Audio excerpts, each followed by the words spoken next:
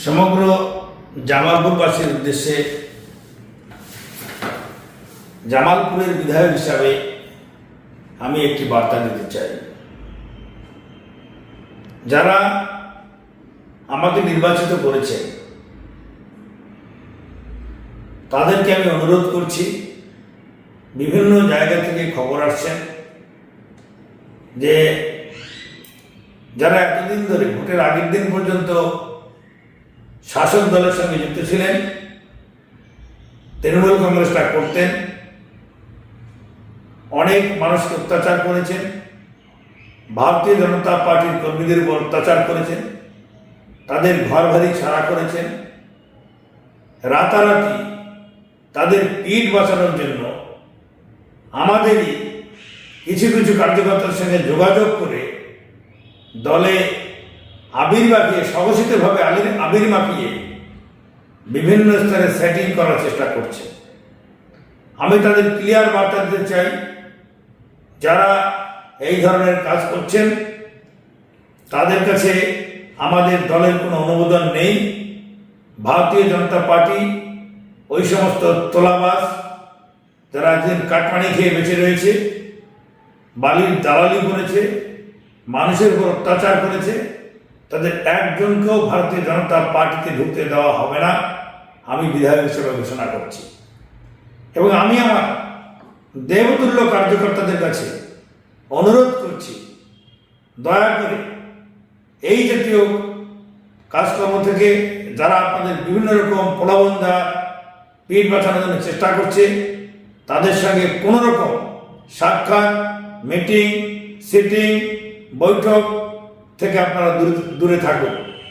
আমাদের মাননীয় রাজ্য সভাপতির পরিষ্কার নির্দেশ, ইতিমধ্যেই বিভিন্ন জায়গায় যারা অতি উৎসাহে পার্টির অনুমোদন না থাকা সত্ত্বেও ডিজে বাজিয়ে বিভিন্নভাবে বিজয় উৎসব করার চেষ্টা করছেন, এই মুহূর্তে কোনো রকম বিজয় উৎসব, বিজয় মিছিল পার্টির তরফ থেকে আমাদের এলাকায় করার কোনো অনুমোদন নেই।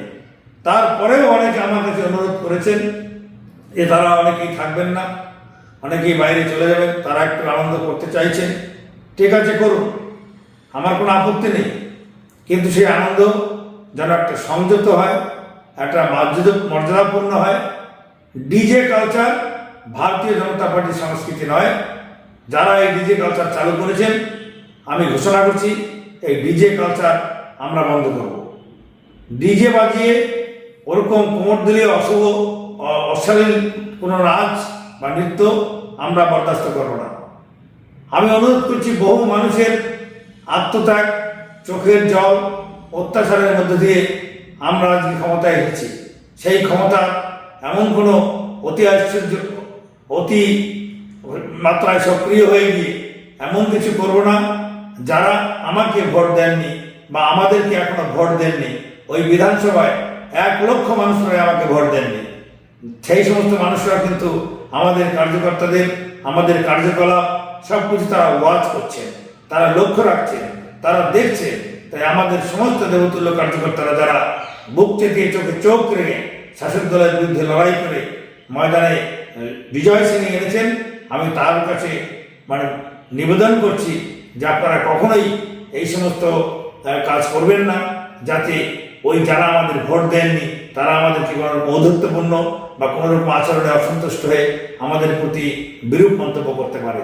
তাই আমাদের উচিত ভালোবাসার মাধ্যম দিয়ে মানুষের কাছে পৌঁছে, মানুষের কাজের মধ্য দিয়ে তাদের মন জয় করে আগামী দিনে বিপুল শক্তি নিয়ে যাতে আমরা ভারতীয় জনতা পার্টি আবার আসতে পারি, সেই আবেদন রেখে মাথা ঝুঁকে তাদের কাছে আমরা যাব এবং আমরা কাজের মাধ্যম দিয়ে ভারতীয় জনতা পার্টির প্রত্যেকটি কর্মকর্তার আদর্শ এবং চিন্তাভাবনাকে আমাদের সামনে ফুটিয়ে তুলব, যেটা একটা মানুষ বুঝবে যে ভারতীয় জনতা পার্টি অন্যের থেকে আলাদা।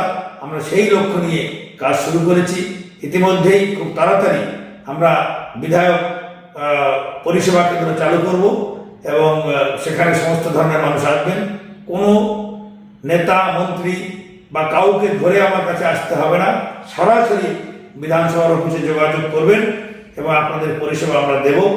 আরও একটা ঘোষণা করছি, যারা ইতিমধ্যেই এই তোলাবাজি, কাটমানি বিভিন্ন রকম দিয়ে অভ্যস্ত হয়ে গেছে, আমি সেই সমস্ত জামালপুর অধিবাসীদের কাছে অনুরোধ করছি, যদি কেউ আপনাদের কাছে আমাদের নাম করে বা আমাদের পার্টির লোকের নাম করে আপনাদের কাছে কাটমানি আনতে যান, সরাসরি 8976040087 8976040087 এই নাম্বারে সরাসরি ফোন করে তথ্য প্রমাণ সহ আমার কাছে পাঠান।